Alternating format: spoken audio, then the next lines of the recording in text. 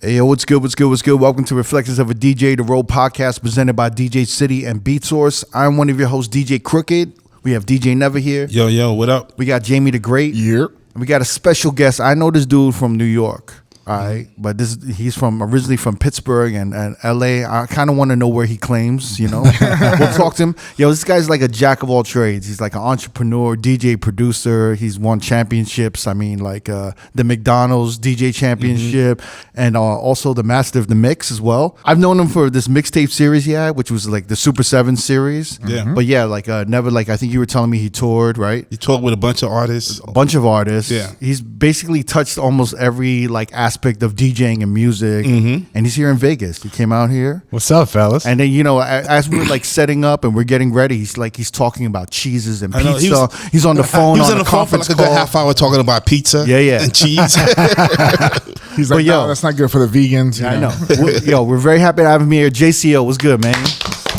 What's up, fellas? It's a pleasure to be here. Yeah, man. So wait, you came out here to Vegas. You wanted to hop on a podcast, but you also like golf and shit too, right? Big into golf right now. Big golf. I'm a fiend. So yeah. So you're gonna come out here. You're gonna hit a couple holes, pause. Yeah, nah.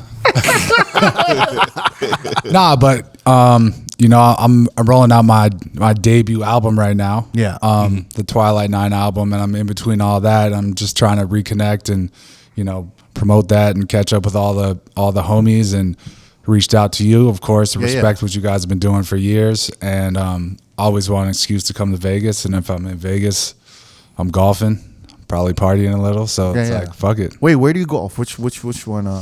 I'll play anywhere, man. Really? Depending on what those tee times are hitting for. Well, which one is your favorite? Which one is the nicest one that you've hit in Vegas? Yeah.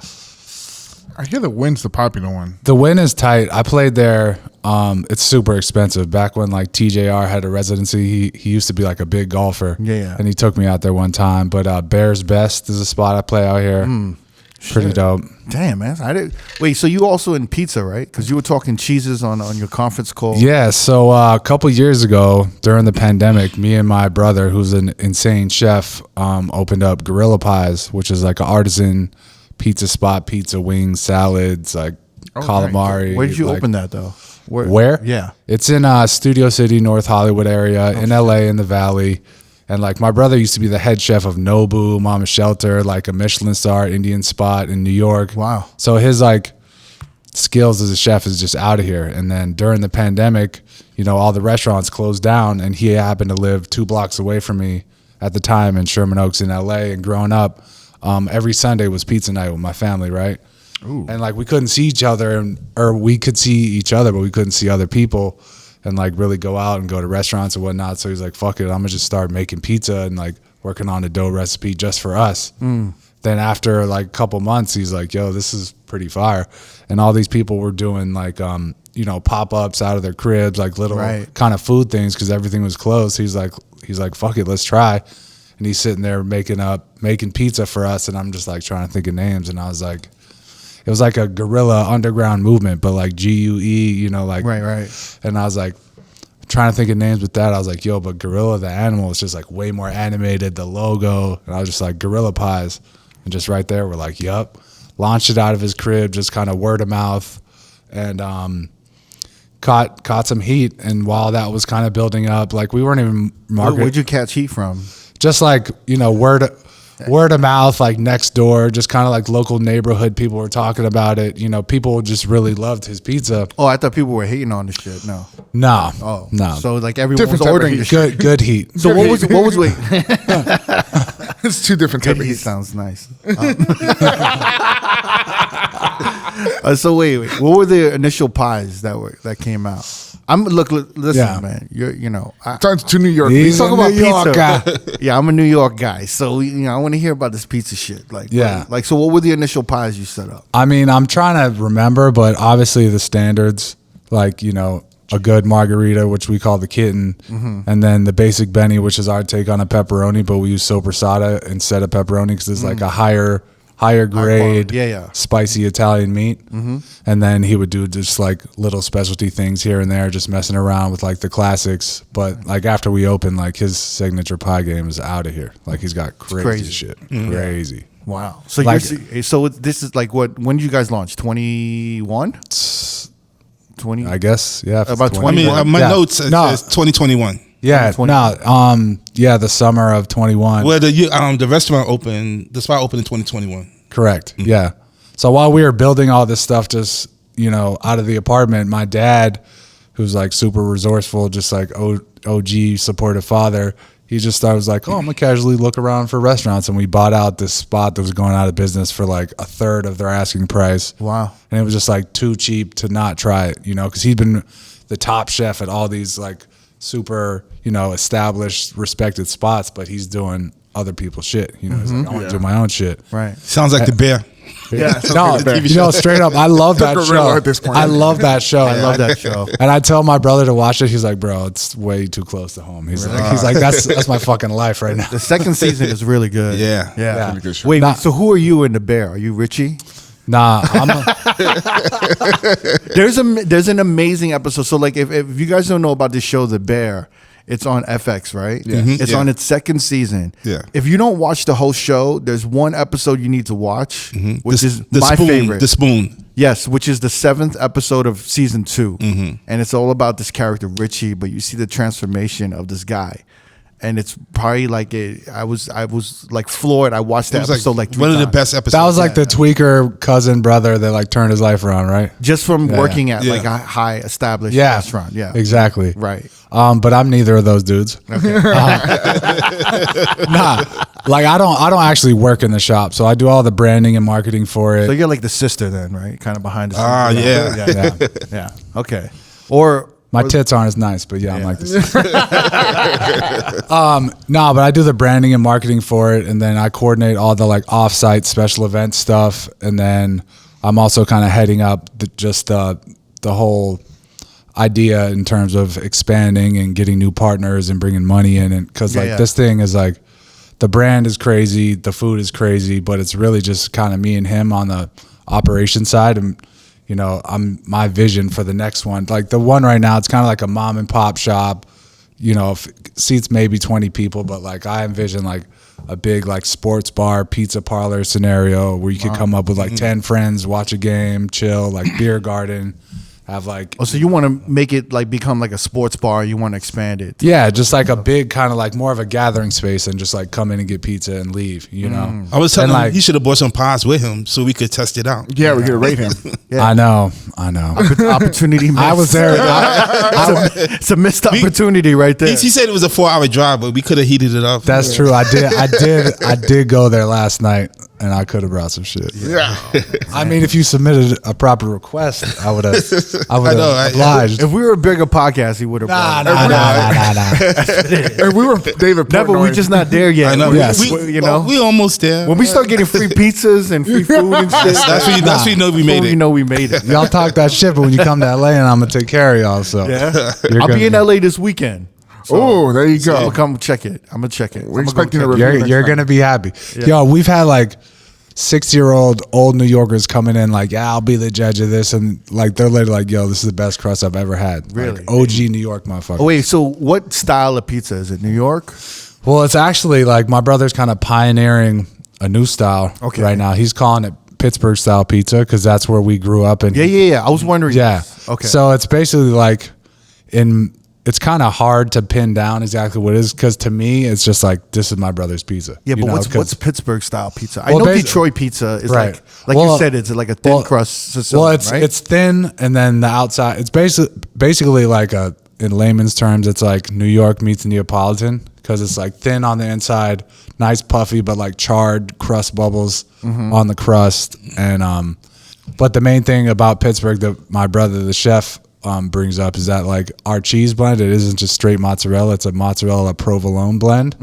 So that's like kind of a unique thing, but kind of the main thing about Pittsburgh is like if you've been to Pittsburgh or like to Permani's, where they got like the crazy sandwiches with the fries and like all the shit on it. It's the most amazing sandwich. Yeah, it's just really like anything goes type shit. Wait, how do you say it? Permanis? Permani Brothers, yeah. I used to call it Priamontes. I'm pronouncing it wrong, right? I'm reading it wrong. wrong.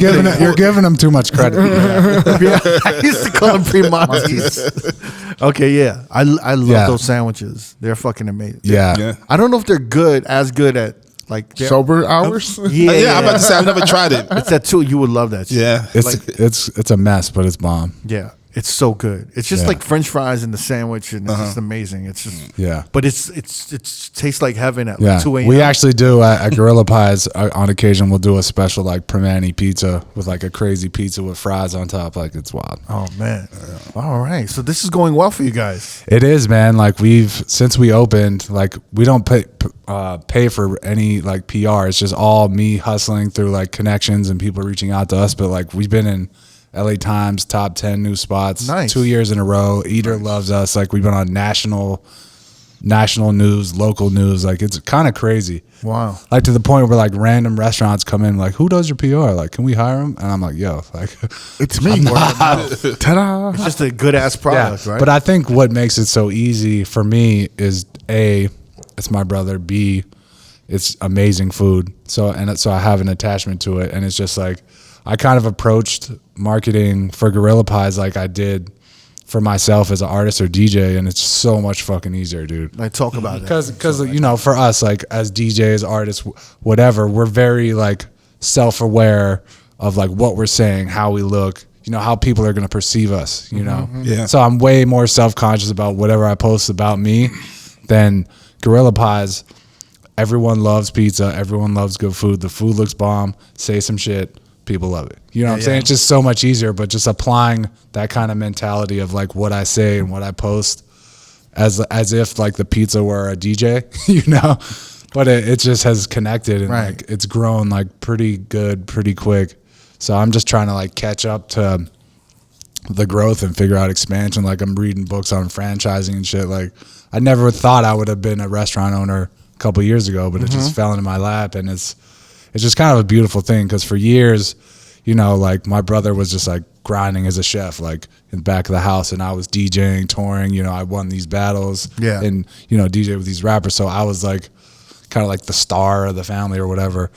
And it just feels good to like give him his props, and like we go on the news and I'm bigging him up, you know. It's just like it feels really good. Is he older, younger? He's older. He's older? About 3 years. Oh man, that's dope that you guys worked that out together, right? Yeah, man, it's wild. Well, the funny thing that you mentioned is that you were saying like, you know, you adapted the marketing from a DJ perspective, right? Right. Because you were essentially you were the first product that you were selling, right? Yep. Yeah, exactly. Initially, the only thing is when you're selling a DJ product, it's like the DJ has to adapt to any. I don't know, Situation. every client. Right. So it's actually harder, right? Because Way harder. Yeah. It's way harder. But when you have a good product like a pizza, Yeah. it's kind of like it's all about consistency. Yeah. Whereas And like a it's- DJ is like it should be consistent, but it has to adapt to the rooms and crowds and Yeah. situations. The newer trends. But when you're what's selling a happening. good product like a pizza, Yeah. it just literally has to be good and stay good every time and taste the same whenever people Right. taste it. Look, because music and DJing and whatever, it's all just very opinion based. Like some people like shit, some people don't.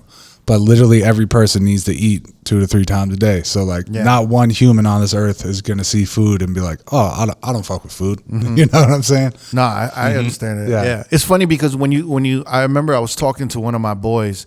He owns like actually Fuku Burger. I was speaking to Colin back in the day. Yeah. And he was like, Fuku Burger is one of my favorites. It's the best burger in Vegas, Right. in our opinion. It's like a Japanese style burger. Right. They like marinate the beef patties in like sake, and they do all this crazy shit. It's amazing. But I remember him telling me when they were expanding or like opening their food truck, when they were Right. expanding to like an actual location, he wanted to make it a bar. And I was just like, man, like I think you're just better off making it like a burger spot that any family can go to. Like, cause you want it family oriented. Like I don't want like a bar where like, you know, like you're gonna have to deal with fucking drunk people and all this shit. So I was thinking about your pizza spot, and I was like, you know, I think of like Taco Bell. Like Taco Bell has locations you just get food, and it's just like food focused. Right. But then they have the cantina, right? Is that like the new Cantina. aspect? Cantina. Yeah. They have the cantina joint. Yeah. I feel like, yo, if you guys can expand, this is just my opinion. Yeah. I feel like just focus on the food and get the food out there. Right. And then do the bar aspect like later as like a Well, just like the a whole special thing, because you like know? I've talked to a lot of people about that, and they have certain, you know, opinions Yeah. on keep the same concept, just do it more places. But where my head is at is just like the food is so fucking good, and just like if people could enjoy that in a better, bigger atmosphere, with TVs and games, it's just like it's more of like a dream spot where I want to have a spot where I could host tons of people, and like you and your kids' soccer team could come, and you and your boys could come, and just make it more like a gathering space. And also just how I'm so dialed in with just like nightlife and just like entertainment people and this and that. Like if I have a spot like that, like I want to have on the weekends have like DJs just playing like dope classics, just party stuff, for just like normal people to come turn up at a bar that it's not like some uppity club shit. And then that drives bar sales, which drives late night pizza sales, and just like a spot that has a bar, just because you just make, like in a restaurant, it'll double your bill, like we all go out to eat and have a couple of drinks. You're like, damn, I had an entree and a few drinks and shit's $120. Right. I know where I'm going this weekend, man. Now I'm hungry. I got to go check that spot. Gorilla Pies, right? Gorilla Pies, yeah. All right, cool. And they're on Postmates and all that shit? Yeah, we're on all the apps, all the social shit. Pull up. If you're in LA, you will make a trip. You'll be very happy. I'm gonna give you my honest critique too. You gotta do a vlog. I expect nothing less. You gotta do a vlog like Roy Choi did. You're like, hi, I'm crooked. I'm a hater ass New Yorker. Wait. How many other DJs have food shit though? Right? Steve Aoki. Steve Aoki has a pizza shit. Yo, bring it, Steve. Bring it your shit, dog. But Steve Aoki's like pizza shit looks like kind of Tiger's like chicken sandwich shit, right? Yeah. Where like a company just came and he probably used the whole service. I mean, mad love to Steve. He's the man. But Gorilla Pies will shit on Pizza Aoki. Wow. Hey. You got the Ben Davis looking logo. That's we flipped the Ben Davis logo. We had our boy, actually, this dude Archer. He actually was the designer for Marathon, for Nipsey's clothing line. He did all their shit. He's been our homie for years. We told him the idea, and he killed it. Damn, man. There you go. The address is 12417 Burbank Boulevard, North Hollywood, California, 91607. If you guys want to pull the fuck up. Is there a discount for DJs or no? Yeah. We could work something out. I know Jayceeoh's discount. We're gonna need the road pie. For every $20 you spend, you get like an order of four wings for free. You get a USB with all my edits. Yeah, you get a requested song on the overhead. And I see you guys only open, what is it, Wednesday to Sunday, right? Yeah, and we're not even open for lunch right now, too. Because his fucking brother needs some time off. Man. Yeah, that's another issue with opening up more locations. Just where we're at is kind of middle of the valley. There's not much retail or like foot traffic. It's all destination. So I want to be more central LA, like Shit, man. So guys, wish you good luck, man. Yeah, man. Thanks, man. I wish you good luck. Big review coming this weekend. Yeah, I'm excited to try it, man. If it ain't shit, I'll let y'all know. But if it's amazing, please do. Yeah, but so I want to talk to you of how like I met you or how I knew of you. Okay. All right. So like in 2005 when I was leaving New York, that's when you started. That's when you kind of came to New York, right? Because you're originally from Pittsburgh or LA. Well, I was born in LA. Then in 8th grade, I moved to Pittsburgh. Right. And then in college, I went to Boston. You've been everywhere. Yeah, and then after I graduated, I was there a couple years, and then I moved to New York for about 5 years. But in 2005, I was still in Boston, but I would come to New York a lot. That's what it is? Do events. Oh, okay. And then I moved down there, I think, 07. 07 is when I actually made the move, but I was in New York like couple times a month. Because I was confused because I don't know if you spun it Opus 22 or if you like I think you were just around and you like I'll open for your going away party, and I think I had a going away party with like Sean Perry was DJing, 11, Momo was DJing, and it was like my last weekend in New York.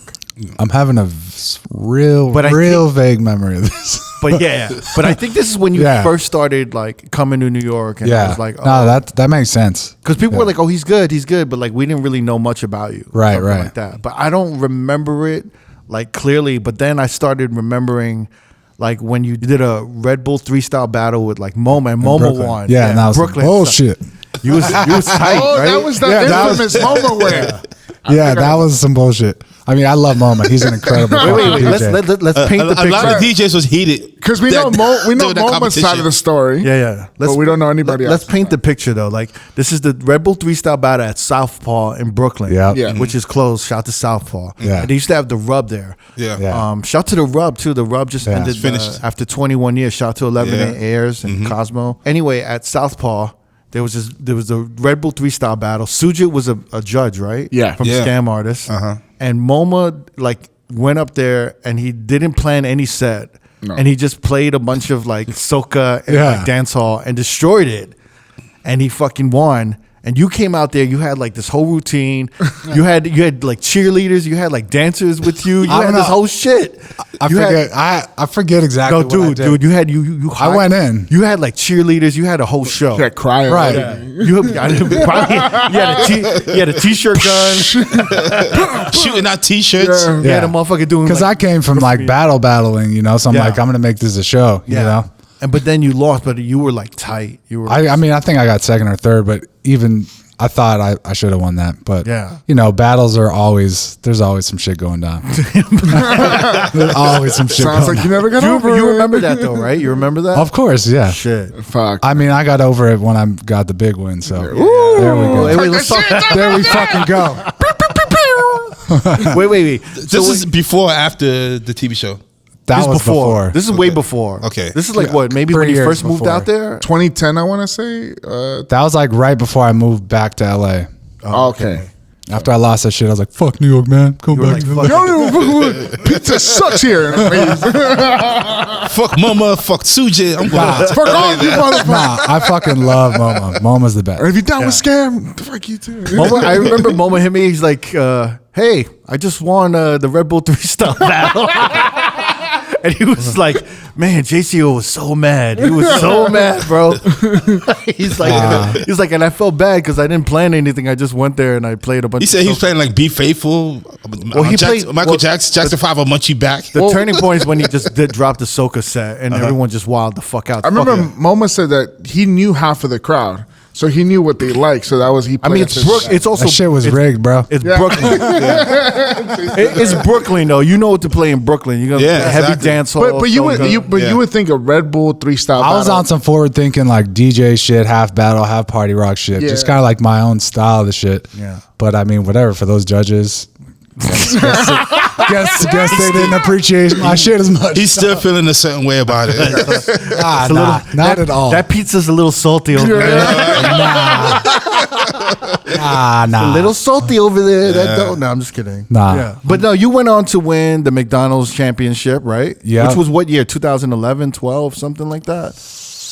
I The think- McDonald's flavor 2000. I battle. think it was 11 2011. because I think I lived in New York when it started. Then I moved to LA, and then I had to come back for that battle. So my question is this: when did you start the Super 7 mixtape Mixtape series? Because I remember Yeah. DJ 11 was on the first one. Yeah, that like, was yo, dude, yeah. like if you look at this, I don't know if you guys know about this series, but this is an insane series when you look at it now. Like the Yeah, level of talent that you got on these mixtapes. So basically, I was like all these different DJs. I was doing a ton of mixtapes and wanted to collab with like a bunch of DJ homies across the world who wanted to do mixtapes and stuff. But it was always like really hard to tie people down and actually knock out a collab mixtape, you Right. know? So I was thinking, how can I collab with the most amount of DJs on one mixtape? And, you know, we're burning CDs at that time. It's like, so I'm like, if I got a 70, 80 minute CD, I could probably fit like 7 DJs doing like 10 minutes, give or take a couple minutes. And I was like, fuck it. I was like, I'm gonna call this shit Super 7. Reached out to like my closest homies at the time. And the first one came out and it just kind of went off. The whole like kind of DJ community, like, I mean, this is the first one. It's like Steve Wonder, because Morse Code, 11, Benzie. I mean, Damn. Plattern. Like Yeah. that's at that time. at you that had- time, those are the heads. those are the fucking dudes. And then you had like Fashion, Spider, Excel, Team Canada, MOS, Scene, Clutch, Ross won. Scratch Was on it. Bastard, Ross One. Jazzy Jeff, Z I Trip. did the big one, right? Was Volume 5, right? That was Volume 5, look at this lineup. Jazzy Jeff, Revolution, Z Trip, Gaslamp Killer, I'm assuming Mick Boogie and Vajra. Yeah. That's a huge lineup. Right. So how did you get all of these guys? Like, I mean, it's crazy. So why were they down? Like, why were they down to like come on a mixtape with you? Pause. basically, just like after I did the first one, like it got around the whole DJ community, and then people started reaching out to me. Like I remember after I did the first one, I barely knew Fashion, and Fashion hit me like, "Yo, man, I'd love to be on that." Yeah. And You know what Fashion is on call. Yeah. but the same, like a lot of He's DJs. gonna let you know. Exactly. You got to be on. Yeah, but basically, a lot of DJs who I looked up to at that time were like reaching out to me to do it. I was like, "Damn, I think I'm onto something." Yeah. I just kept building. So how did you do it? You had you so first one. Let's talk about the first one. Yeah. So you hit up like 11 and Steve Yeah. Wonder, and you're like, what? Record 10 minutes. I'm just like, yo, I got this concept for a mixtape. Everyone does a 10-minute mix, no rules, just just show your flavor, like no rules, like whatever you're fucking with, your production, your edits, whatever you'd play in a club, like whatever. It's like 10 minutes, like almost like I try to build it out like a friendly kind of like sound clash battle, right? Where you just posse like cut. put your nuts on the table for 10 minutes type shit. I remember at the time when it came out, it reminded me of this movie. It was with Tarantino, and it was a bunch of like the hit directors. It was called The Four Rooms. Right. Oh, yeah. You remember that shit? Yeah. Yeah. But it was like every dope director did like, I don't know, 15 minutes or 20 minutes of Right. the movie. Yeah. Yeah. And then they put it all together.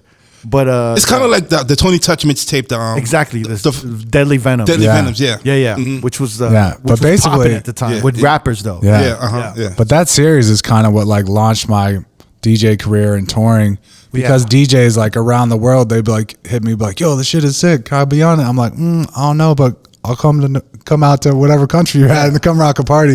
It just kind of like helped bring awareness to what I was doing, and like helped me. Like I didn't have a manager or booking agent, nothing at that time, and I was like touring, hitting different countries, different cities. So I remember being Yeah. in Vegas, and I Yeah. would, I come to New York and I check back in with like all the homies and stuff, and then your name was buzzing because of the Series 7. Right. Obviously, there were motherfuckers that loved it, and they were like haters. Of course. So they're like, the haters would come up to me like, man, this dude Jayceeoh. I'm like, yeah, I think, like he did my going away party. Or Yeah. like we were DJing.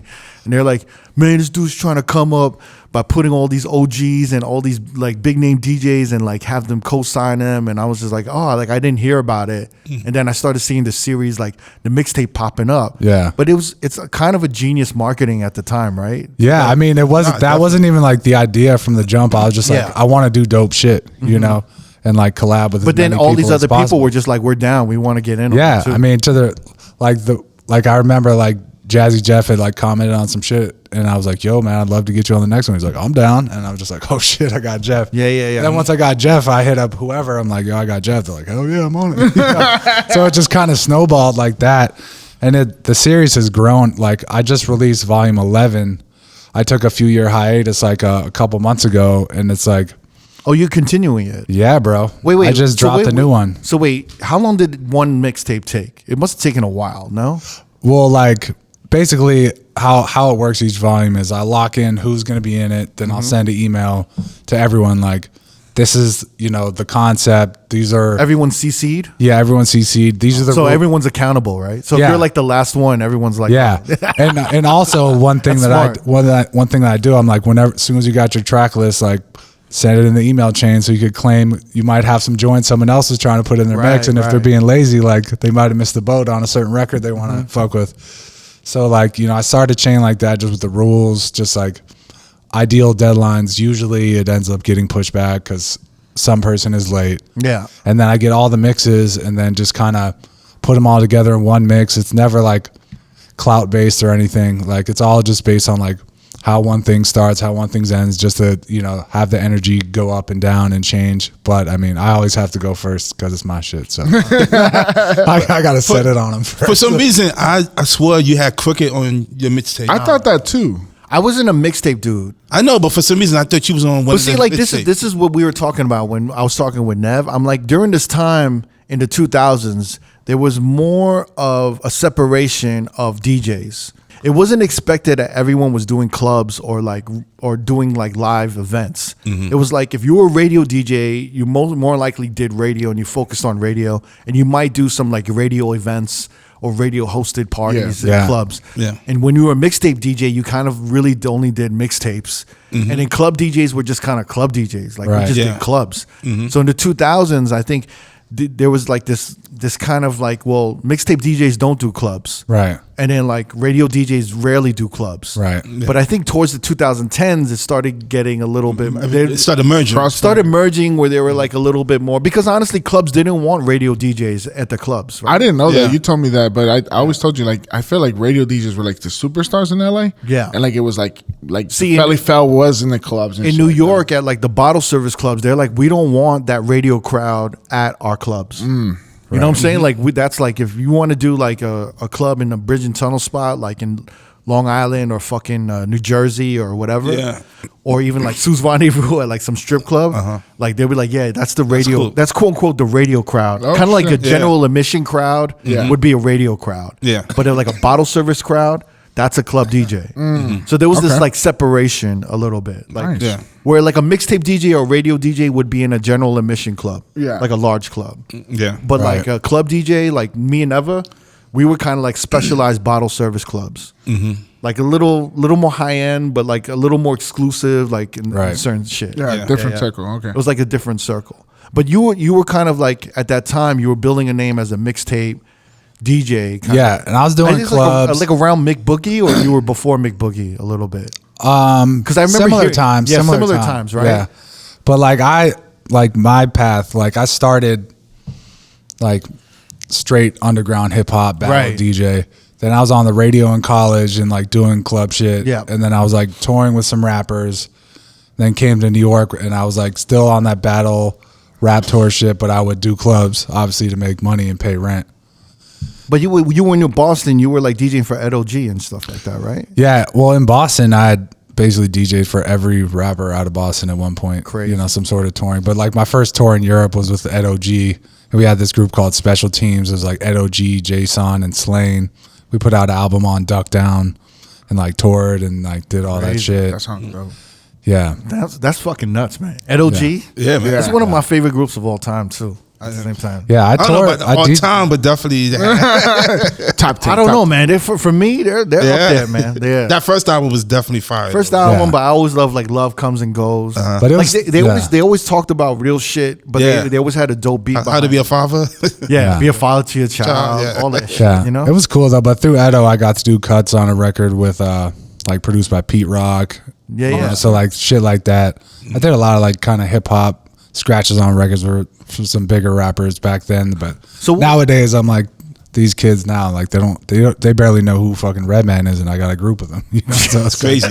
wait. So I want to talk about the Redman group with you. Okay. But the Super 7, you're actually, Yeah. when did you start relaunching? When did it end and when did you relaunch Well, it never like truly ended. It was just like the last one I put out before this in- most current one it? Was in June or something, right?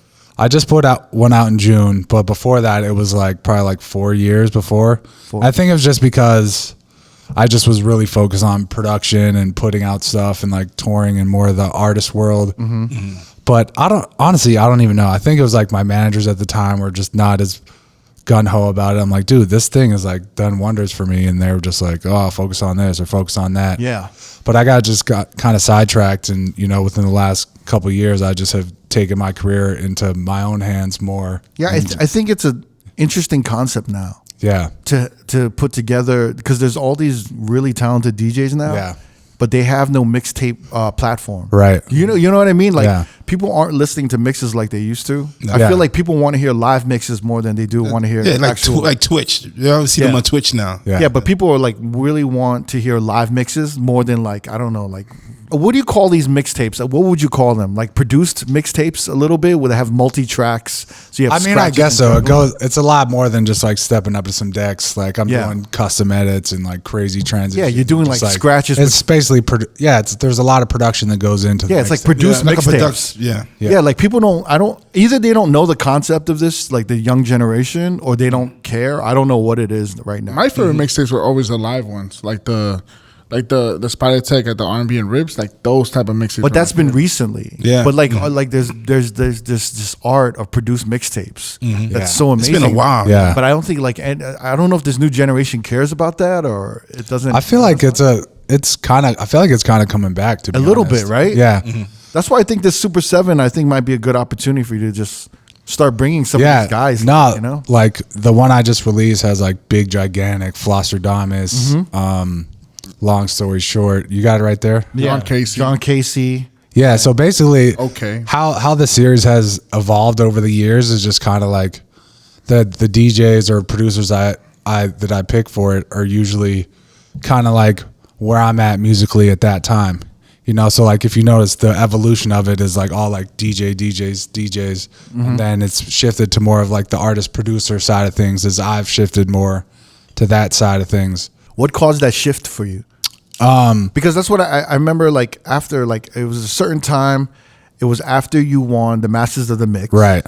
Where you became this big festival DJ, which made sense because there was more eyes on you. Right. Right after Masters of the Mix. Right. I want to talk about Masters of the Mix. Yeah. But let's talk about maybe that shift. That transition. Yeah. It made a lot of sense because you're like, all right, I have to step this up to a larger kind of audience. Yeah. Because I have a larger audience now. Correct. Right? Yeah. So basically, like after I won Master of the Mix, like I won a $250,000. Like that shit changed my life. So like right after I won, I got like a bunch of residencies. Like I was out in Vegas, I was touring, doing this and that, but it was just strictly like, you know, bottle service type scenarios, which is cool, getting bread. But I was getting like, you know, super micromanaged. You guys know, GMs up your ass asking you to do this, do that. Right. And I hit a point where I was just like, I really hate Bottle this. service. Like this, Just like motherfuckers coming up to me and like throwing me off while I'm like in a groove. that formula Yeah. of bottle service, So, how it's run. yeah. So you wasn't doing bottle service before Masters of the Mix? No, I was, but like it was just, I was, you know, like in demand after I won the show. It's just like my bookings just. But like, also, kind of also exploded. you would think if he, like after he won Masters of Mix and someone booked him, they would hire him to do what he was. Well, he won the show. What he was doing on the show. We would just be like, "Yo, we're hiring you to do what you do." Yeah. Right. Mhm. But like, it's not like you're a resident DJ somewhere and then you're telling him, Right. "Yo, like there's a table." But here." that was the weird line that I was right in between. Right. So I remember, I forget where the gig was, but I was somewhere and this one manager was up my ass. I was like, yo, this is it, bro. I was like, I'm a rap. I was like, I'm not fucking with this shit no more. He's in that line of like, I'm big enough to like get a headlining like out of town gig, but not big enough where a manager can't tell me what Yeah. to play. Yet, right? So basically, like at that point, I was like, I want to like play festivals. I want to play like real shows where people are just coming to watch me. There's not, you know, bottle service clubs. Like the DJ is obviously a major part, but you're hollering at chicks, they're getting bottles. Like there's a lot of other momentum going on in people's energies where at a show, people are just like fixated on what's happening at the show. Right. But like I had started producing like super young, like at an MPC, but it was always in the back burner because DJing, it's instant gratification. You kill it, you make money immediately. Yeah. Where producing is just such a longer game. Well, your mixtapes were so heavily produced. I mean, you were getting production experience through that. I was. Well, That's what kind of got my chops up early. Yeah.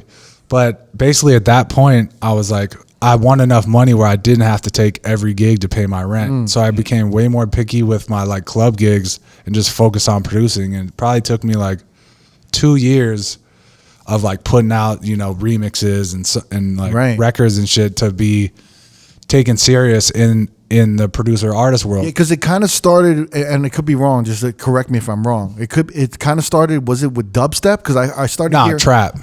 Yeah, Trap. I started hearing you play like a lot more trap remixes. Yeah. I think where were you a resident? Hayes, was it, or I was at Light. I think that Light was after that. I definitely played Hayes. I did because I think I you heard did Light a few times. Yeah. I heard you at Hayes, and you were one of the first DJs playing trap remixes. Yeah. And I was just like, oh shit, he's going this direction. Yeah. And you were heading in, you were getting amped up. Yeah. And I was like, yo, like, oh, I see him going in this direction. Right. That's when you started kind of opening up. Yeah. But then like I guess around that time, the managers are like, hey, play more hip hop or play this or play that, or what were they telling you? I mean, I don't think that was the issue. It was just more like if I'm in a certain zone and you know they're like, oh, this fourth string NFL dude wants this random, you know, mixtape cut. Yeah. And then you go and play it and then it clears the floor and then they're like, yeah, you're killing it. And then like the dance floor just died. I'm like, oh, I fucking wonder why, buddy. Yeah. You know, like shit like that just like really ate me up inside. I forgot I did a night at the Light with you. Yeah. Back in 2015, 16. Yeah. When they was doing when they started doing hip hop and trap. Yeah. And I think I closed it out for you that night. Yeah. I forgot about that shit, man. Nah. Was he cool or was he feeling? Was he a nice guy?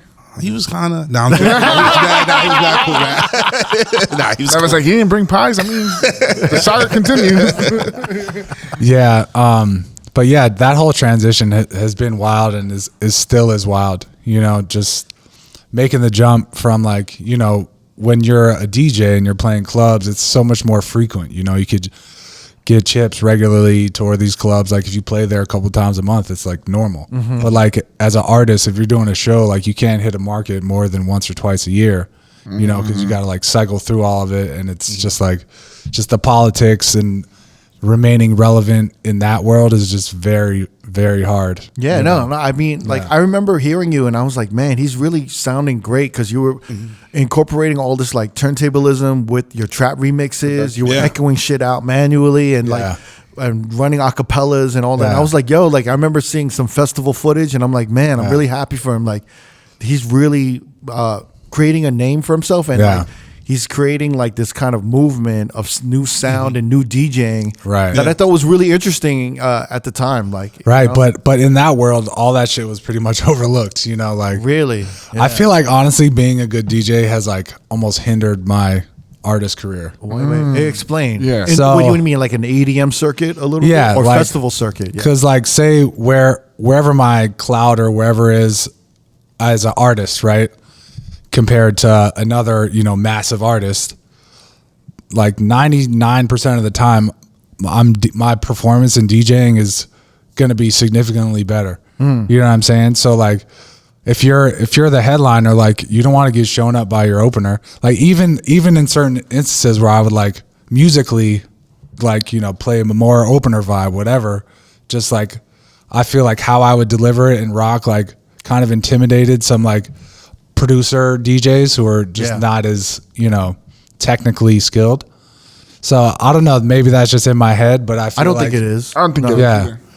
Yeah. I mean, it's true. I've been in a headliner spot, and if my opener's like doing all of this, even if they're playing opener tracks, but they're just going in, and like they're going in. Yeah. Inside, I'm like, I don't want to get on. I'm like, I kind of want to hear you for another 15 minutes. I want to hear what you're gonna do next. You know what I'm saying? So it's been a weird line, and especially because like when I first started producing, coming to that world, a lot of artist people were hating. They're like, oh, he's like this hip hop club battle DJ. He's just trying to get EDM money, this and that. They didn't like. They didn't like that battle energy that you were bringing. Nah, because I came with some murder shit, and they're like, I just want to make shit. And I've heard this about the EDM world. There's a lot of ego stroking in politics. Yeah. Like, you have to like eat a lot of cock to like really get. It's a lot more. It's a lot more. It's a lot. It's definitely a lot more pussy than like DJ world and coming from hip hop, you know. Where like, you really have to like stroke the egos of because like how I came up and how we all came up, we got issues with someone, we're going right at them, you know. We're talking talking shit, talk it out. But like a lot of people on the other side, if you got an issue and you come at them on some like, yo, what the fuck, they're just like, and like back up and hey, what is your problem? This is not this is EDM. This is not hip hop. Yeah. It's not hip hop. You know, there's American EDM artists. I mean, DJs straight went overseas. No, I'd find myself biting my tongue when like some like 21-year-olds like trying to like big time me, or like, you know, I'm like, why am I being, you know, not, you know, I gotta bite my tongue sometimes, you know. But that 21, it was you back in the day, no? True, I probably was a cocky little fuck back then. I think so. I think so. I think so too. So, also when after you won the Master of the Mix and you started getting these residencies at all these venues, did you have the resident DJ kind of hating on you? It was like, yo, why is this guy? Yeah, that's gonna be my question. Why is this guy here? Because of Master of the Mix. I don't think anyone hated I feel like, he don't deserve to be. He wasn't doing clubs. I didn't really recognize that if it happened, but I think like because my come up was I like earned my stripes. You know, like I had Super 7. Like I won a nationally televised DJ competition. It wasn't like I was just like some celebrity DJ who was on like Love Island. You know what I'm saying? Like, did you have that fear though to be like pigeonholed or just being the VH1? I did. That's kind of like because when I made that shift from just DJ to like artist producer, like my manager at the time, they're like, we don't even want in your like one sheet and bio, like don't even mention that shit. I'm like, what? I want a goddamn national TV show for all this bread, and like you don't want to say it. They're like, yo, it's not It's not That's like it's not the cool. look. it's not hip. cool, Right. Yeah. I'm like, it's pretty fucking cool to me. Like, but all right. But so I like, I listened to them and, played that game for It's almost way too fucking long. It's almost like Theo Vaughn, like the comedian. Yeah. I was He's just like- listening to him on the way out here. Yeah, yeah. I mean, he's best. like this. He's like a respected comedian now, but he was on what, Real World, or no? He was on Road He was Rules. on something, yeah. Road Rules. Yeah. Mhm. He was like originally on Road Rules, and it took him years, and even still now he's like fighting. Yeah, it's to like- not be like that kid that was on Road Rules. Nah, because Yeah. like for me, like I've been DJing over 20 years, and like my career, I've done all this different shit that I work really hard and fucking long to be dope at and like do these things. Yeah. To where like I don't want to be typecast as, oh, that guy just won a TV show. It's like, nah, bro, like I've done all this shit and toured with this person and that person and made these mixtapes and like, But that's the biggest problem, that it's just so easy to hate and say he was on that TV show. Right. Yeah. That's why. Right. It's just so easy to say it. Right. Of That's course. why. You know. Right. But I'm glad it was like a TV show that wasn't like scripted. It was like, I had to beat fucking Vajra, Chris Carnes, who was a world DMC champion, to Yeah. get that belt. Who was on So it's like Dynamics? Dynamics. Tina Incredible T. Boy, Tina T. Shout out to Tina T. Yeah. Right. Fly Guy, Brian Daw, Loxy. Damn, that was it. I'm just trying to figure out. Was trying to figure out my hit list. Like Who's the hit list? God damn. No, I'm just fucking around. I love. Nah, He's being- like, I took this motherfucker out. I took this motherfucker out. That one was easy. Who else did I take out? Did you have fun on that TV show at the Masters of Mix? I did, man. You did. It was. I mean, especially because I was like locked in, razor focused, and like basically from the first episode, like I fucking murdered it, and I felt like I was like highly favored to potentially make to the finals or win. yeah. But actually, I got a funny story for y'all that did make it on TV. So the first episode was just basically like do whatever you want, like flex, right? So everyone's going. People could like watch. They held us all in a separate room where there's a TV where you You're could like watch. watching from the green room. Yeah, exactly. Yeah. And I knew that Kid Capri was a judge, and I just planned some shit. But I remember I came out and I had this James Brown juggle, and I was just like killing it on some James Brown shit. And I saw Kid Capri just like mobbing in the back. So I finished my set, and I just like look up, and the judge is like clapping, and Kid Capri's like, "Yo!" And he like, cause like the stage was here. There's like a mini stage in front of that, steps down, a whole dance floor, then the judges thing. Yeah. Kid Capri leaves the judges thing, walks up to just give me dap, like, yo, that was crazy. But in between the DJ booth and the stage, there was like a gap like this of like lighting that he didn't see. So he went to give me dap and just steps in the fucking hole and busts his ass. Oh, shit. and everyone was dying in the studio, and he's like, yo, y'all better cut that shit out the show. So they cut it? Yeah, I was like, yo, I need to hit I need that footage, bro. That was insane. They cut the whole thing? No, just him falling. him running up and like busting his ass. They Oh, shit. cut. But So yo, it went from him walking off to him dapping him probably. Kid Capri, if you see this, let's clear that. Let's get that on the internet ASAP, dog. That shit's hilarious. Jesus Christ. How was Kid Capri? Was he cool? He was great, man. Really? I love Kid. Like, we're super cool still. I've had the worst experiences We've with heard, Kid Capri. we've heard other things. We talked about that already. Yeah, I know. I mean, like, obviously my experience was through that, so it's like, obviously he's not going to be a dick. And like, I killed it and I ended up winning. So like, he had respect for me. Yeah. Like after I won, there was like this whole press tour and like set up. Like I went to New York, like me and him did the Breakfast Club and shit. Like we're on all these like talk shows doing like promo together. So we bonded over So that. he was like big bro. Essentially.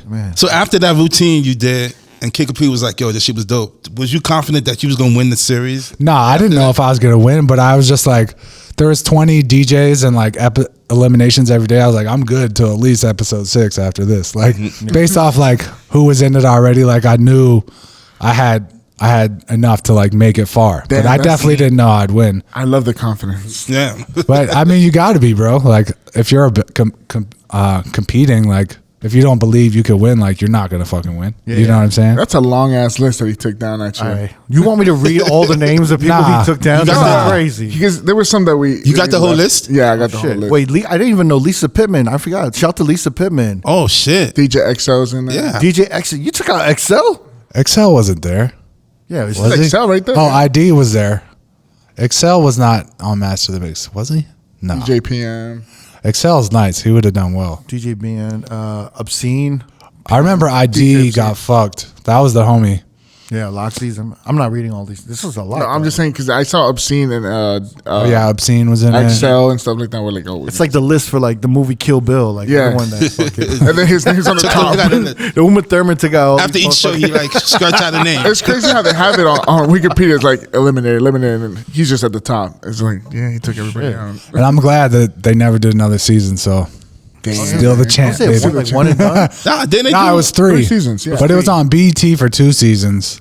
And I remember watching and be like, oh shit. I was like, I could do some work on this. And then it went to VH1. I was like, oh, it's a little more legit. And they're like, grand prize, $250,000. I was like, yo, I'm going for that shit. So, Devin, one of the seasons wasn't Amber Rose a judge? Yeah. Really? Yeah, That's crazy. That doesn't even make no sense. I know. Yeah, I mean, it's TV. They just want that TNA up there. Oh my god. Sex sells. I couldn't even like. I'll be honest with you. I couldn't even watch that shit. I just got so much anxiety. oh, Mel Starr was in season 2. He was in season 2. was he? Yeah, season 2, and Revolution. Rich Medina was in season 1. DJ Scratch won the first one, and then Rich Medina? Really? DJP was on season 2, and he won. Wow. Yeah, it's That's kinda- Yeah, man, I forgot about that. Well, kudos for that, man. So Yeah. you look back and you that's like a great moment for you. And It is like I don't really think about it too much, but then sometimes people will be like asking me about like my life and what I've done, and I say that, and even when I say it, I'm just like, it's fucking weird. but I felt like you had a good following from that show. No, right? it definitely catapulted my shit. Like it Yeah. definitely like took my career to another level. Because I remember like coming to see you at Hayes, and then you had like literally groups of people that just watched the show, and they just came to see you. Yeah. and I was like, yo, that's dope. Yeah, it was tight, man. Yeah. It was I cool. happy for It, you, it man. changed my life. He was man. the original Paulie D, right? Wait, Paulie. Yeah, because he was on MTV, whatever. But He- Paulie D came before him, no? Yeah. was that before? Yeah, Paulie D came before. He's He did not win. If it no wasn't for you, DJ if it battles. wasn't for Paulie D, if it wasn't for Hey, Paulie D, thank you, Polly, for paving the way for me, bro. there would be no Jayceeoh. I'm telling you, man. He paved the way for reality star. That's how I should have introed him. I should have reality star DJ. That's what I Exactly, should have man. said. Does that bother you or no? No. At this point, I don't give a fuck. You don't give a fuck. Yeah. He's Bro, like, it's tight. he's like, look at my resume. That's just I mean, one. I bought a crib off that shit. Like, Yeah, I was gonna say after that prize money probably hit his account, it was probably different. He's like, man, y'all can talk all this shit you want. yeah, I didn't care. reality star DJ Jayceeoh. You got that. That must have been fun though. That whole thing. Nah, it was crazy, and I was like, I remember being so focused, like going into the last few episodes. Once I got down to like all like the dopest people, I was waking up at like 5 a.m. jogging. I remember because Oh shit, he was ready. I was on some Rocky shit, bro. I was like, Rising up. I was like, this could change my life. I remember before the finale, I went to the Russian Turkish baths in Miami. Y'all ever been there? Yeah. So they got all the saunas in different rooms, and they had this like the gem room with all like the good energy stones. I remember I went in there and I like meditated for like 30 minutes. I was like, all right, I'm ready. Let's get this. I went out and got that dub, baby. Yo, tight. so like as you started doing more and more festivals, and you were doing, and you're continuing to do more festivals, or how's it going right now? Like, So- where's your focus right now? Well, right now I'm kind of in the midst of a big rebrand. So basically, once the pandemic hit, obviously everything stopped.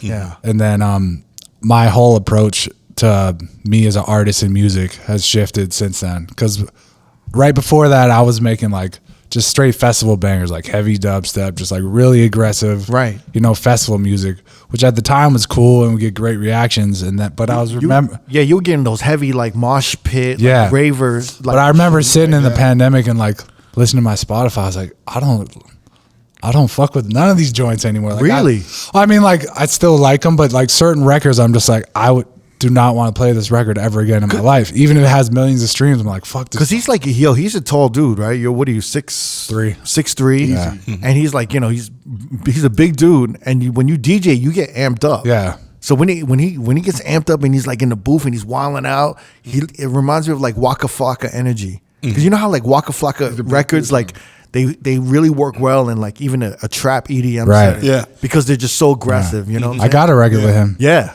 It actually, but it was the Chargers used it as their like team intro all like last season. It was tight. I got a bunch of free tickets and shit. It was tight. Yeah, because when I saw the videos of you just wilding, I was like, yo, this is really like, he looks like he's at home.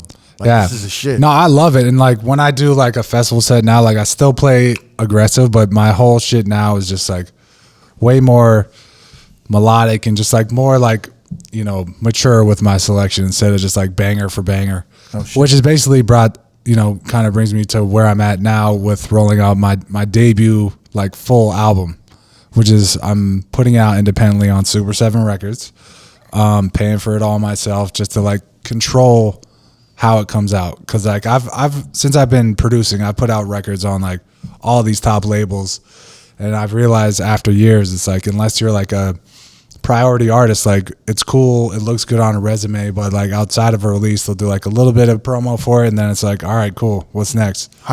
So in your experience, that's what you kind of went through, right? Or yeah, not really? I mean, like I've released on almost every like dope electronic label I've had a release on. Like certain things crack, certain things don't, but I just realized that unless you're like the main dude there, they're not gonna invest too much time and promo in it. Yeah, So- I was doing research on you, and I saw that you had put out records on Atlantic, Dimac, Dimac Records, Ultra Records, Fool's Gold Records. Yeah, Mad Decent.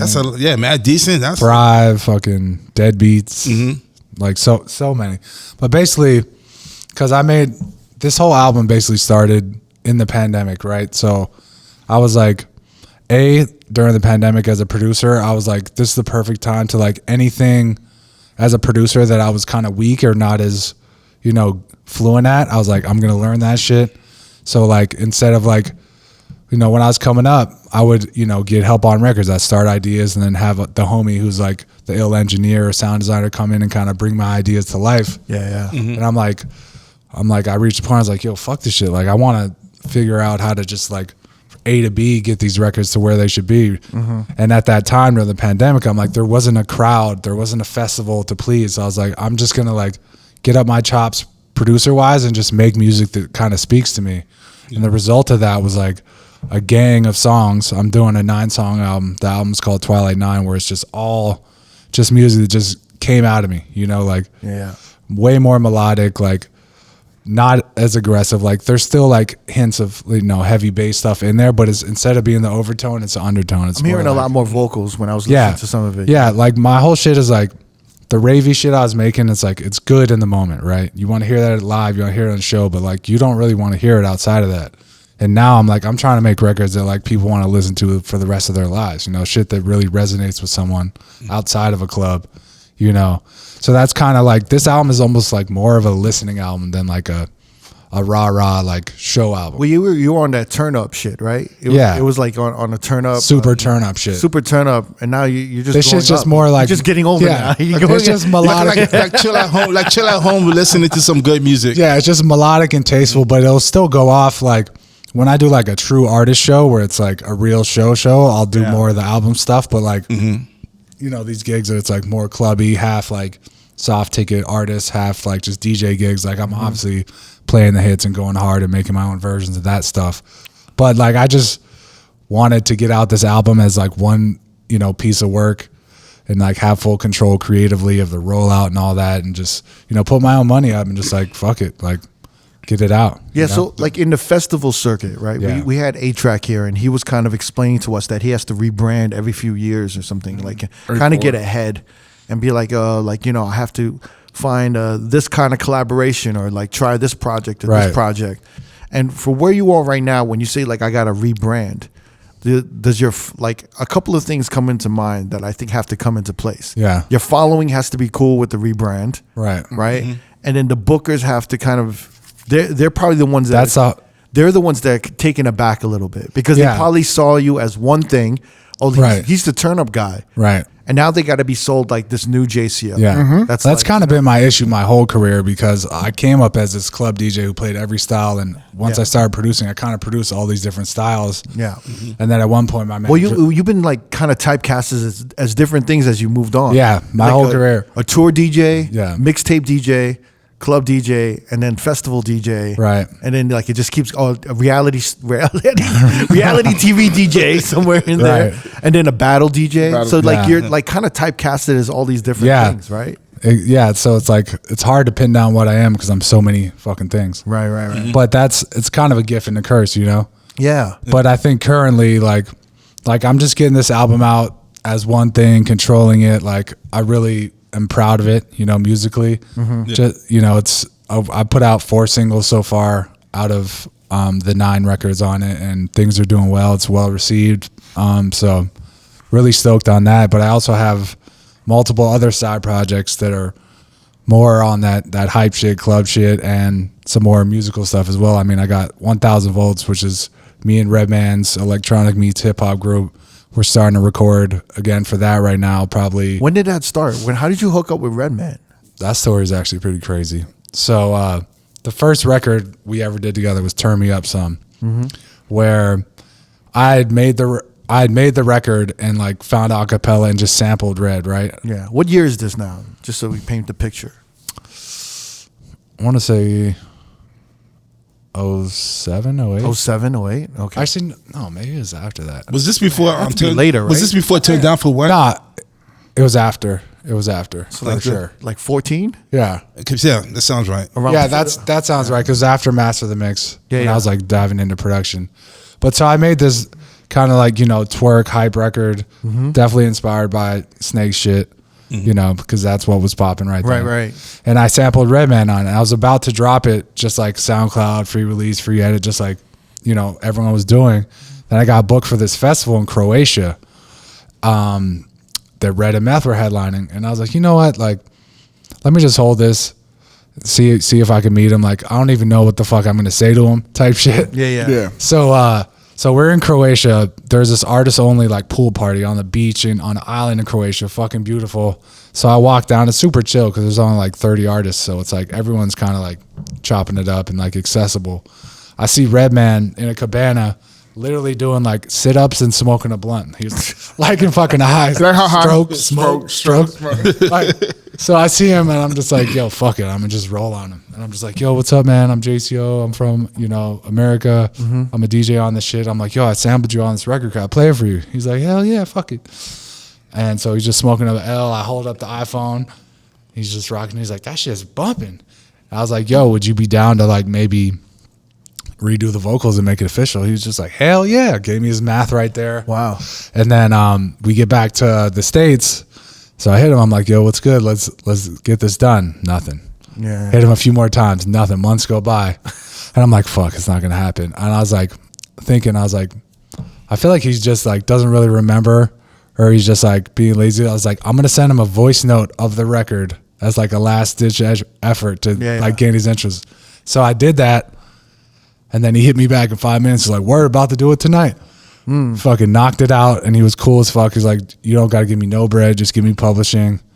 And that's actually, I launched Super 7 Records off that record with Red. I invested So that was your first independent. Yeah. Right? So I put like 10 grand behind that record. I did like radio promo, street team shit. Okay. Can you explain to me where the 10 grand goes when you're putting it into a record?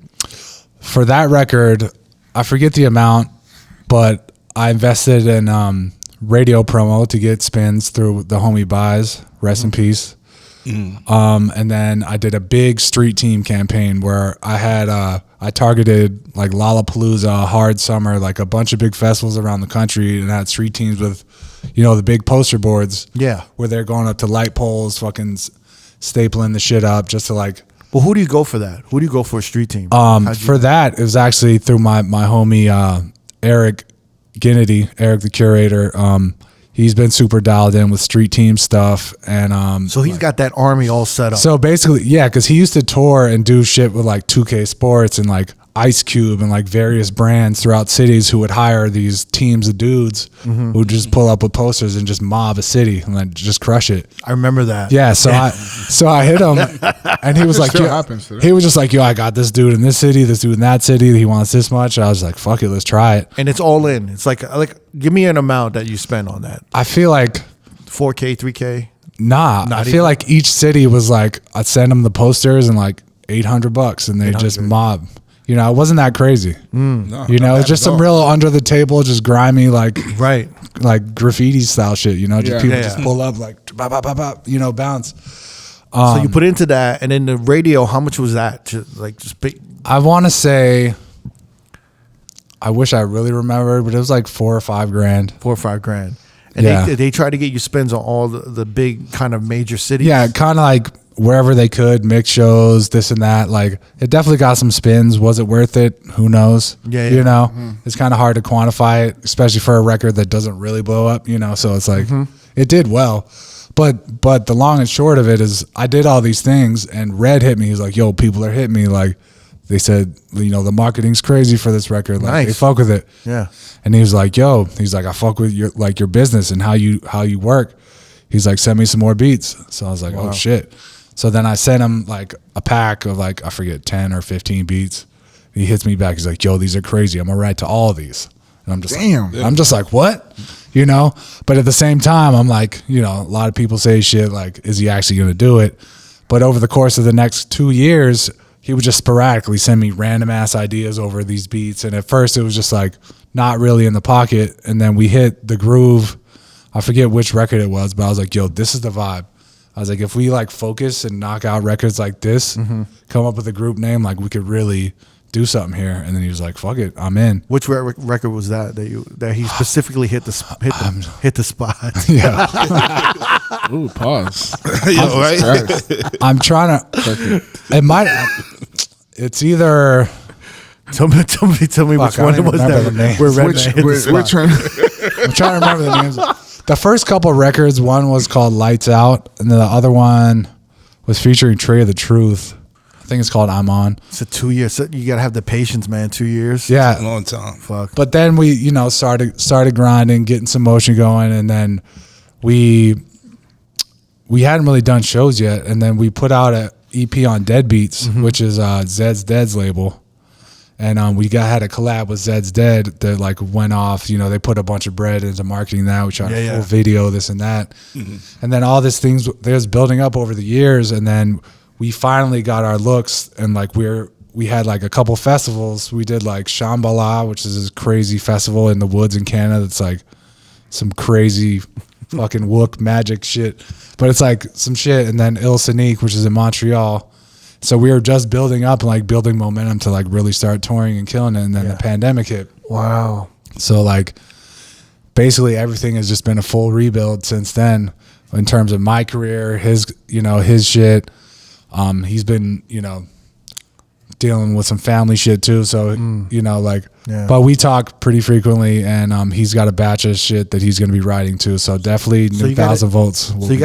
So you got a second wave coming through with a second project with. Oh yeah, we're working on an album right now. Wow. That I'm hopefully get at least 1 or 2 records out by the end of this year, but like full project next year for sure. Okay, knowing how different everything is now compared to 2014, 15, Yeah. what is the marketing approach that you see that's most successful for you? Great question. Especially when you're hitting two different, completely like two different markets, right? Yeah. How are you going to approach this? Well, I mean, what is the approach for you? Because like right now, you're doing something that is a little foreign to me. Like you're approaching things as an artist, Right. Not as a DJ, Right. I mean, it's you are a DJ, Right. But you're really looking at this and you're approaching everything like an artist, you know. So I'm kind of curious to see what are the tools now and the resources now for like, you know, a DJ artist in your position. You know? I mean, the real thing that has kind of shifted gears for me is like, you know, coming up, how I would brand myself and put myself in the world. Like I came up in hip hop, and then I was like trap and like battling. So it just, you know, this kind of tough guy moniker, you know, looking hard type shit in photos. And I realized like that's not really relatable. That doesn't make people be like, oh, I want to know more about that guy. You know, you know, they might fuck with you live or whatever. So my whole kind of thing is just like showing me, like all the different things I do that make me unique, it's more relatable. It's like to really attach, you know, and gain a fan base and crowd to make people want to know your next move is like they got to relate to you. Yeah. So now, you know, I'm showing the process of me making music.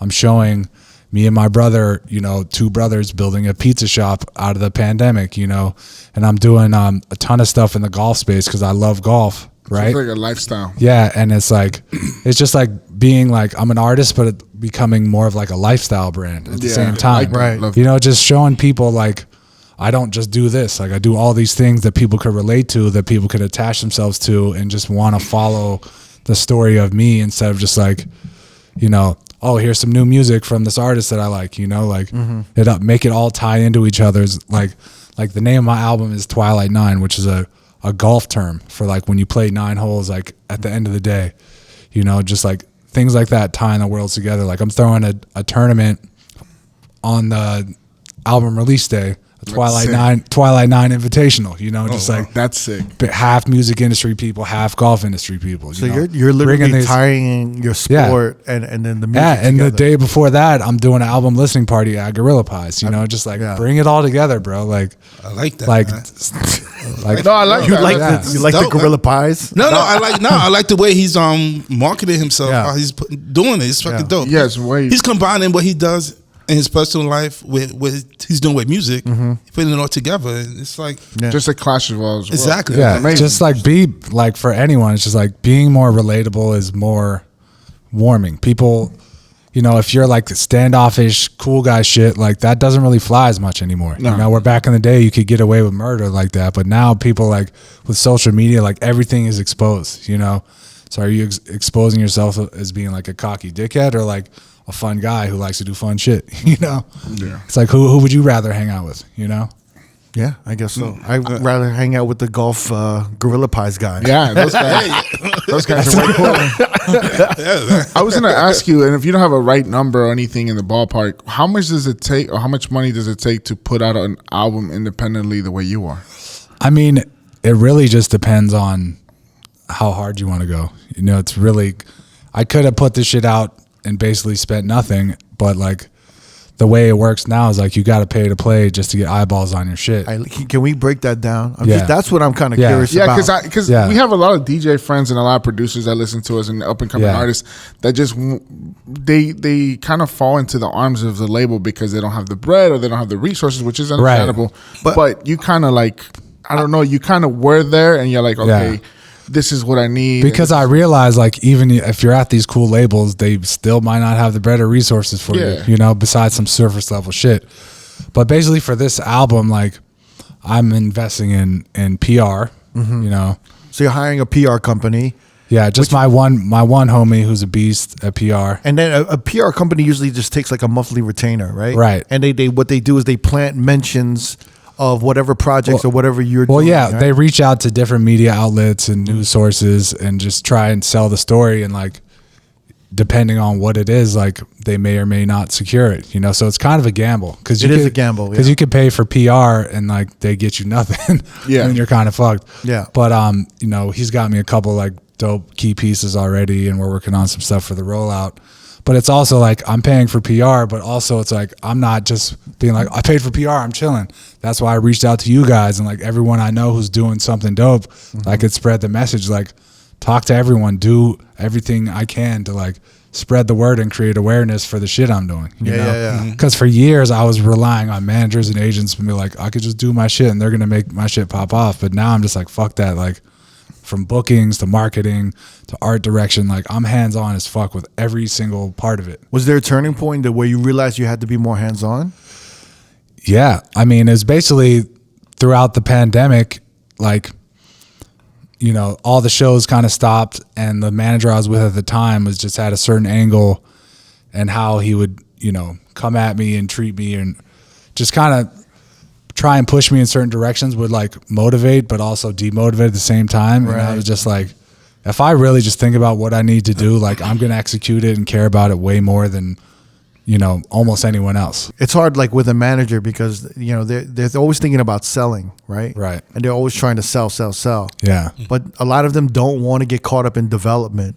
because development takes time It's and you too can't much sell. work. Yeah. Yeah. So they really just, they almost kind of like stop you from developing anything. Yeah, they'll like downplay that journey. Yeah. Just to, get you to a point where you're profiting or like being a hot boy or whatever. Or like, hey, just do this. This is a good look, and you're like, well, this is not really a good look, and Yeah. like, and then you're just kind of like, well, look, let me just finish this project, and Yeah. we'll go. And like, bro, like this is a good look, and if you don't do, they put this pressure on Yeah. you, like Yeah. your career is gonna go down, down, down, and by the time this project or this thing that you're developing is done, it's not gonna be able to save anything. It's no gonna one's be too get. late. It's wild. Yeah. I mean, I've had so Right? many different ups and downs from the manager and agent side. Yeah. Of, thinking I'm with this guy or that guy or this agency and that's going to blow me up or that's going to, Mm-hmm. and it's just never really the case. It's all about what you're bringing to the table. You Yeah. know, like if you're grinding on your shit and you're proving yourself to be someone that should be put on, like it's going to translate more than to just thinking like this manager knows this guy and they're going to make it happen. Like, yeah, that stuff will happen, but to like really have that happen and be able to keep moving up and staying busy, it's like, it's hard, but I'm Yeah. realizing the more I put my foot on the gas and just reach out and like, work on and talk to people I have relationships with, it just has so much more weight than like some guy who's not me reaching out, that it's just like there's a level of disconnection where it's just like more business than like genuine, Yeah. Did you feel like you were getting disconnected, or there was information getting lost between the managers? Oh and yeah, for sure. And then now you're like, oh, I have all the information and all the connections now. Yeah. It's No, I better. have a new manager now. Yeah. And he's great. We're grinding on shit together. It's like a real team effort. And like he's, helping out everywhere that needs help without like creating some sort of weird narrative or pressure. Yeah. So it's like a good, rebrand startup experience, and he's got plenty of connects, and we're, obviously working towards all this shit, but that's why I'm trying to get this album out, get all this new music going. So like the revamped, Jayceeoh, like 9.0, I guess at this point, but That's great.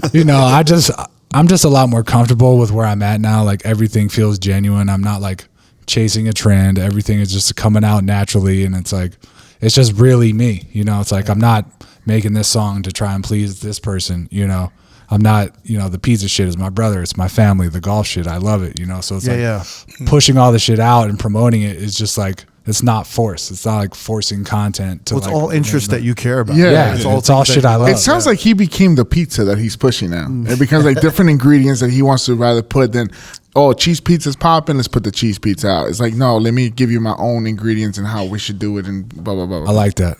Yeah, I feel like the him branding the pizza and the product, it changed from being Jayceeoh as a product more so. Let's approach it like a dish and let's present it Well, differently. it's tough when you're like getting typecasted as one thing, right? Yeah, yeah. Right. And then you're like, well, do I continue to be this one thing and have it become a character, or do I just Right. be myself? And I think Right. were you in like a weird place during the Oh, pandemic? it's so weird. I was freaking out. What But, was what was the things that freaked you out? I'm just curious. I mean, it was just like as a producer, because at that point I like pretty much didn't do clubs at all anymore. I was just Right. doing like straight artist shows. But you also saying that you were listening to your body of work and you're like, I don't like any of this shit. No, it's not like I didn't like it. It's just not what resonated with me as Right, right, much. right. Oh, you don't want to play it. And it was just like, there was this whole time where it's like, everyone's stagnant, but is everyone stagnant? Like, should I be working on this? Should I be working on that? So just like the whole like thing in my psyche of like, how do I keep shit moving, remain relevant? And, because everyone's acting and like step my game up. you everyone's know? acting like, yo, I'm out here making money while y'all are like in the pandemic doing nothing, and you're just like, wait, Right. I'm doing nothing. You're like, I'm supposed to be doing something. And it was kind of, I'm assuming you probably had like maybe 4 to 5 shows a month, and then just to hit the breaks and then there's nothing. Yeah, I mean, that part was obviously tough, but it was just, because at that time I had like switched managers.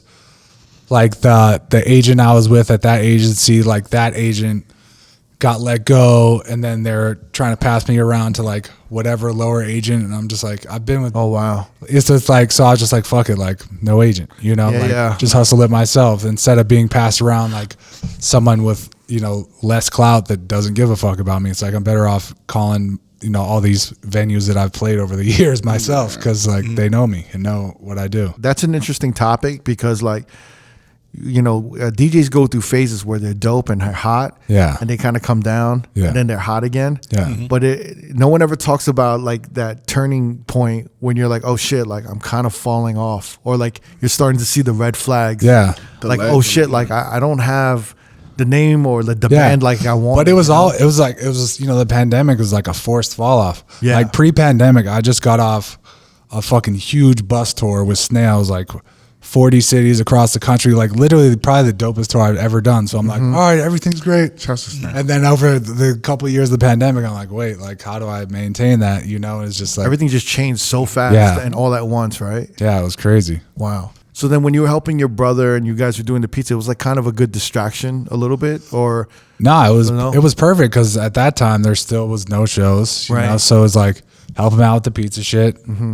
Work out in my living room, ride my bike around the thing, go golf, and then make beats. Like it was kind of nice because it kept me busy. So I wasn't like not doing shit. Like my day was like work out, make music, work on the restaurant. Was there any music that you were trying to like expose yourself to that you just started like kind of like creating a new sound for yourself, or like? I wouldn't really. I mean, like we're DJs, we're like basically librarians of music, so we're always taking in everything that comes out. But like with all this new music, it really just was me sitting down, starting with like some keys or a bass line, and just like catching a rhythm or a vibe and just building off it, and then get it to a point where I'm like, damn, like maybe a vocal would be good on this. Send it to some vocalists, and I work on like writing vocals and helping like execute like how it's performed and this and that on certain records. And it's just like, it's a really fun and rewarding creative experience to do it like that. So it's just been like, it just feels, good when you make a record like that and then it comes out and I just feel really proud of like that music versus like just making like hectic dubstep for kids to, take acid to, It's cool. Like, cause that shit, when you play those shows and festivals, the energy is unmatched. Right. But it's just like, in terms of just like being a true like creative and like a real artist with artistry, it's like, it takes a lot of skill to make that music, like sound design wise, but just like musically, it's just like, I need a rhythm, I need some melody to like, for me to feel it. Right. It's just like pure energy, right? That's all. It's just like energy. Yeah. It's just funny to me, like when you're shifting through and you're trying to figure out sounds, and then like your following grows up, right? Yeah. And then like the scene grows up. It moves from like, Moombahton, right, like Torque Moombahton, and then it goes to like Tech House and all of this shit, and like all this Euro trance is coming back from like the 90s and shit like that. How do you like just like not get caught up in the moving trends and just kind of follow what you want to do? I mean, that's just kind of where I'm at right now, because I just feel like the shit I'm making is dope, and like it'll find the right people, like through marketing and whatever. And like, especially with like how I DJ and like how all of us DJ, like we could make any record work with anything, you know what I'm saying? Like we could figure out a way to fit it in, so just like having that flexibility with how you present it will make it more acceptable for A, Y, and Z, type of audience. Is the festival like scene completely different post-pandemic than pre-pandemic? Like how has it changed, or is it the same? I mean, it's pretty much the same. It is the same. Yeah. It's the same. It's it's the same, agents booking the same big artists. It's I feel like the crowd is just growing with the fucking years of the festival. I was wondering, like, is there more room for like new DJ producers to come up? I feel like there's less room now. Like everyone wants to go to the staple names, and it's not like this like underground scene. It's weird. It's like right? It's like what from my perspective, what it feels like is like it's the super, A-list guys. Yeah. And then there's the the kind of like the staple like legends, like names that have been around forever that aren't super popping, but like everyone knows their name. And then I feel like the majority of people under that are like not getting booked as much, where they're trying to book like this random 16-year-old kid from Norway who's like popping on TikTok type shit. So it's like the OGs, the A-list, and then like the bottom rungs feel like it's just like kind of a free for all of like clout ticket selling. Right. Like it's definitely, feels less, art and skill based than, just clout. Who's going to sell tickets? Like clout and fame. At the end of the day, like all these big festivals, it's big fucking business. They're trying to move tickets. So like I get it, but you know. It's also like I feel like a lot more with EDM. Like it's easier to come up with like being under a bigger DJ, right? So like if I'm coming up like under Diplo, I'm helping him with production. I'm maybe ghost producing certain tracks, right? And then I slowly get kind of I mean, like spoon fed into the scene and stuff. Yeah, like if that. like someone like Diplo is like, I'm putting you on, you're gonna be on. Yeah. But a lot of times, like the people making those type of tracks, like they try to keep them tucked because they don't want to, like, they don't want them move. Yeah. Yeah, I mean, it happens in both ways. You've never been approached to do any ghost production or anything? Or? I have. You have? Yeah. And have you done it though? Or no? Kind of. Or you can't say. I'm gonna be his lawyer.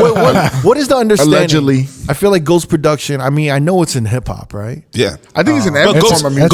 ghost writing is in hip hop. No, but there's ghost production, like Scott Storch was ghost production. Oh yeah. Yeah. Well, I don't even know if it's ghost production technically. I mean, I think that ghost production is like way too broad of a term. Okay. Like that people kind of need to differentiate. all right, let's break it down. They get some more production credit. They don't get the full production. Right. Because to me, like ghost production is like, this guy made this track. I just bought the track. I'm putting it out. You know, but most artists and records in every And they get no publishing. They get nothing. They got a fee. potentially be that able all could be worked out. Okay. But like most, you know, producers and artists from every genre, you know, like there's a main producer who starts the idea, but there's other people who come in. There's engineers, there's singers, there's writers. There's all these people that contribute to records being made on a grand scale. Yeah. But I feel like in electronics specifically, like the ghost producer term is like thrown around a lot. Yeah, because it's weird. I saw this video breaking down that song, The Middle. That's Zed, right? Yeah. It went through so many writers and producers. It was insane. It was almost like a Hollywood movie that just got like like oversaturated with like everyone's. There was so many chefs in the kitchen. What song was it? Kind of like a Beyonce album. Yeah, a little bit. But like that one song had like, I don't know, like 8-10 producers, different writers, and it went through so many stages. I was just like, this is insane. That's not normal though, right? Or for like big pop, it is. Any type of pop EDM shit, I would say it is. Oh wow. But like my shit's like, with the lane I'm in is more just like artist, singer. Right. You know, like me, you know, over the years, like I used to get way more help on like the crazy sound design, like wild EDM sounds, because I was always good at, you know, putting things together, making the arrangement, you know, making the flow of it. But like I would get a sound of like, oh, this would be doper if it sounded like this, and I'd like holler at a homie, he'll come in and help me on a record like that. Yeah. Which I think is more just like assisting production, you know. Like you did something with Henry Fong, right? Right. You guys just like, how does that work? You guys just I mean, that was just like a straight collab remix. Well, that was a Rema remix. But that happened through, I met Rema and his team at some listening party. Great artist. And I just reached out. I was like, yo, I'd love to do a remix. And like, all right, fuck it. And I started it, and it was like pretty fucking good. And just like, it was kind of like a Moomba kind of bounce record. And I was like, I love where this is at. But I was like, but my boy Henry's like murders this type of shit. So I got it to a certain point, sent it to him. He finished it. Boom, done. Wow. I actually have a fucking unreleased record with Rema. Really? That's so good but he didn't finish it. There's like one little bridge that he was going to get Masego on it. I was like, dude, this is going to be a fucking smash. I was like so hype about it. Finish that shit, bro. I believe me. I'm trying. But like that was like right around before he like really blew up, and like he released an album since then, and I need to reach back out to see if I could try and secure that even just for my make shit. that shit happen, man. Yeah, I'll play it for you guys after. It's so good. That'd be amazing. Oh, Can we play a snippet of it at the end of the episode? Maybe you can't do that. Let's play some of that. Let's hit you with some of that Unless you want album. to play it now and get a reaction, and then build some hype. I'd rather push some album shit. Yeah. But for y'all, I'll play it for you guys. Okay. Damn. Wait, so Everyone's mad now at home. is that? I mean, does that take like an ego? Like, do you have to like check yourself to be like, yo, I'm gonna hit up Henry because he's good at the shit. He can like finish the shit up. Nah, like we've been homies. We've been doing shows for years together. Yeah. So like with all, there's like most like producers and artists in the EDM world I'm pretty cool with. So it's like anything that comes up that makes sense to work with someone, it's, you know, obviously there's still some egos involved. But like I generally like people who are like that, I just don't ask them to do shit. I only fuck with people who are actually cool and down to work on shit, you know? So like that thing was, I mean, that specifically, me and Henry was just like fucking 9 day. It took like 2 days, just knocked it out, came out, boom. when you release a song, and I feel like a lot of producers are like younger DJ producers, or actually a lot of dudes that do edits, I feel like they don't push their record consistently enough. Yeah. They give it like only like 3 weeks. Yeah, they do it for a month, and then they're like, after a month and a half, they're like, all right, this isn't gonna blow up, so I'm gonna stop pushing the shit. And when I feel like, yo, they should just continuously keep pushing it and pushing it. Pause. Yes.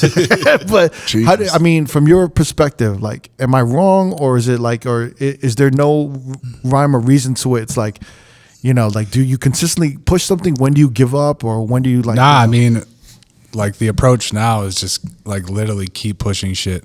Like you said, a month and a half. That's even long for like a lot of shit that I see. Really? I see people, they'll drop a song, 1 or 2 Instagram posts, a tweet, then it's gone. They give up on it. Yeah. Like after 2 weeks almost. Yeah. But that's another reason why, like with this album, I'm like, I drop these singles. So every few weeks I'm pushing these singles, referencing back to those other ones. And then when the full album comes out, remarket everything with all that together. You know, it's just like keep regurgitating your shit and putting it in front of people, because it's going to take a few times to be in front of someone's face before it really resonates with them. You Right. know? So you got to like, I know, like, I used to be like, oh, mad annoying posting this shit again. And I'm just like, fuck it, bro. Like, Yeah. if you don't fuck with me and my shit, like, don't watch it, you know? But I got to market my stuff because this is my job and my life, you know? I think one of the things that I really kind of like started realizing was like back in the day, remember like the 90s, we've talked about this before.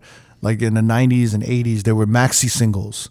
So like there would be a single, but there would be every kind of remix you could think of. Yeah. There was like a hip hop remix, Yeah. a R&B club remix. It would be like 5 songs on a 12 There'd be like a house shelter remix, and then there'd be like another remix or an acoustic or whatever the fuck. Yeah. And the instrument too. Right. And then to me, that formula kind of almost still works now. Oh, yeah. Because that Coil Ray song, right? Players. Yeah. They literally, not like organically, she created a maxi single. For that fucking Player song. I don't even think she realized she did She didn't that. even realize she did it. But she She did. did like an East Coast version of that song, which was the Busta Rhymes, which is the DJ Sage remix. Yeah. And then she did like a Jersey Club remix. Yeah.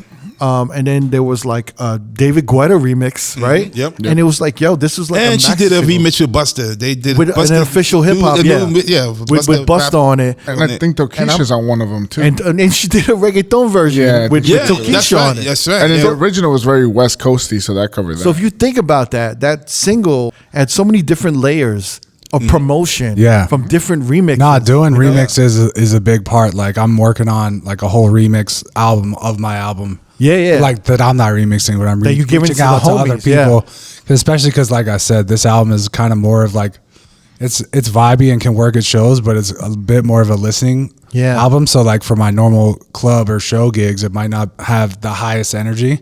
So I reach out to the homies to do like fire remixes, like house remix, trap remix, whatever. I was wondering like that. To just like turn the record up another notch. So there's another whole, month of promotion around that. And that makes it more playable for X, Y, and Z DJs. Right. It's just like expands the life of a record for sure. Expands the life of a record. You get more promotion from the producers that are remixing it all snowballs in. Just create awareness for your shit. It's just yeah. like the name of the game. Yeah, I always say like these DJs and DJ editors and producers, they should be working with their peers more and just keep these edits alive a little bit more, like expand on it, and create like these little maxi singles for like some of the songs that they're doing. I mean, look at Eccentric and the Beyonce record. That was he slowed that bitch way the fuck down and fucking. And then Trey's FaceTime, they did like an upbeat kind of version of it, and it's like I think if you just take like a dope remix and just leave it as is, I think it has like a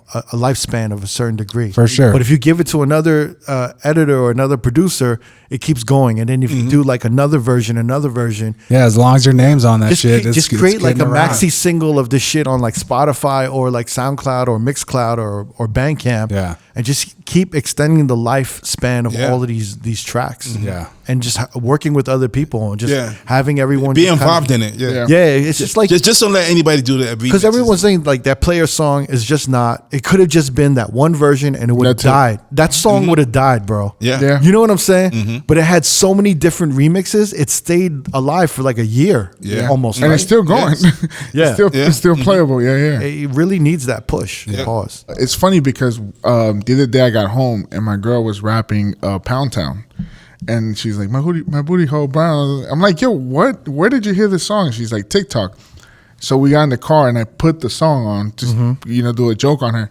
And she's like, what song is this? And I'm like, this is the one you've been rapping the whole fucking day. And she's like, oh no, I know another version. So she played me a remix of that song. But I'm just like, if you keep remixing songs, it's gonna be here forever. Like, it's not gonna be a nonstop point of what song as long as you know the lyrics. I mean, if you look at like a lot of hits now, they're just flipping old classic songs. You know, that's like super in right now. And I think that's what it was. The remix she played me was like a mid-2000 instrumental with the Pound Town song. And I'm like, oh yeah, I heard that one. It was almost like a slow jam. Yeah, so it was different from the one. What was that remix? I forgot. I think it was like a Fabulous beat or some shit. Yeah, it was like it made it into like a 2000s. Oh like yeah, I haven't even heard this. It sounded like a 2000s R&B like love song. Yeah, but then it was just like my booty hole. These lyrics are horrible. All this shit. I'm like, my girl, she does not. But it makes it sound like an Ashanti R&B song. Yeah. My booty hole brown. You're like, oh shit, this is like some romantic what shit. What are you rapping, girl? What the fuck? No, we got to find that remix. I know exactly what you. Somebody did an AI of Tony Braxton singing that song. Oh yeah, pretty intense. With Tony Braxton's like AI. Yeah. We're almost hitting 2 hours with you. This is great though. We're having a great time. We're having a great time. But I want to promo your album. So when is it dropping? The official date? So the official date is September 13th. September 13th. The Twilight Nine Album. It's a 9-song album. It's my first like conceptually just all put together. I've been putting out records for years, but this is the first like real project. Like you have like 3 to 4 singles out right now, right? Yeah, so there's 4 singles off the album: Sandcastle, Easy Rider, Gems, and High Tide. The first 4 singles.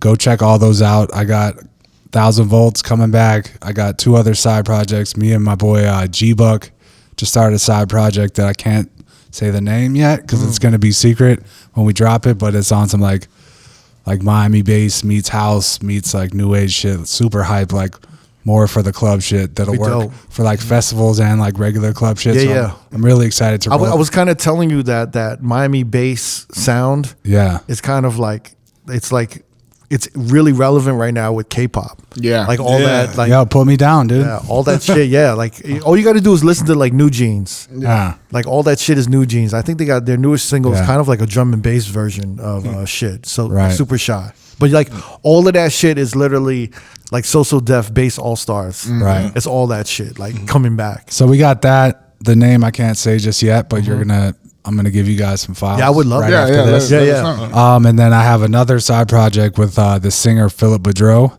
That's gonna be called PB&J.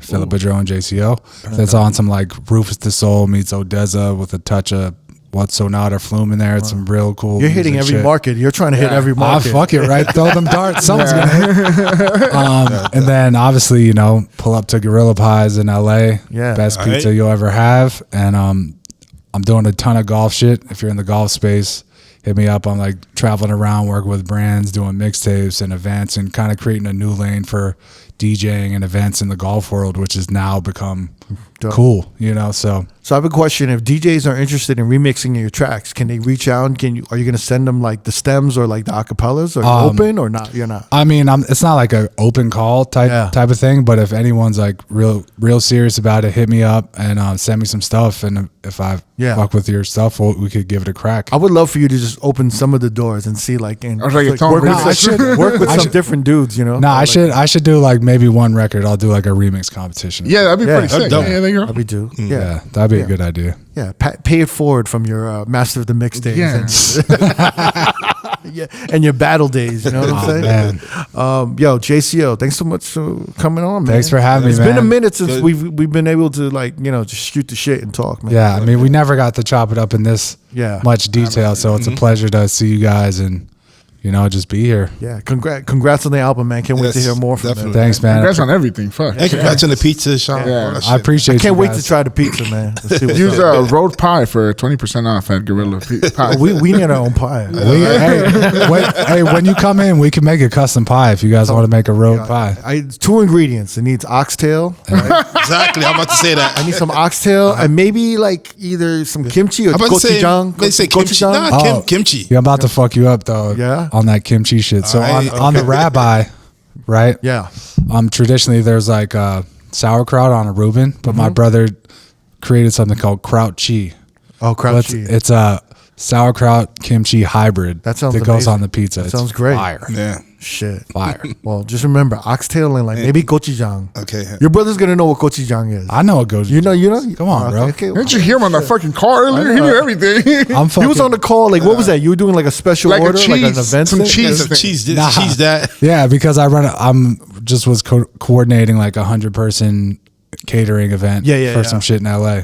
Yeah, because they were like, he was listing all this shit. And he's like, well, yeah, you should try the meat lovers. And they're like, all right, so you don't want no meat lovers? You made it seem like that was like a bad decision. Yeah, like you won't fuck up. I mean, the meat lovers smacks. What's in the meat lovers? Pause. It's that should be the name of it. Meat lovers. Pause. It's bacon, meatball, sopressata, crispy pepperoni. Ooh, nice. Shit. Definitely meat. Look at Never's face, man. Yeah. Yeah, we're definitely going to try gorilla pies. I want to try them wings too. Yeah. Jayceeoh, thank you for coming through. Appreciate you Good guys. seeing you, man. Salute to you, man. If you want to watch more episodes from R.O.A.D Podcast, click either links on the left or the right. Don't forget to subscribe to our YouTube page and get updated on new uploads throughout the week. Peace.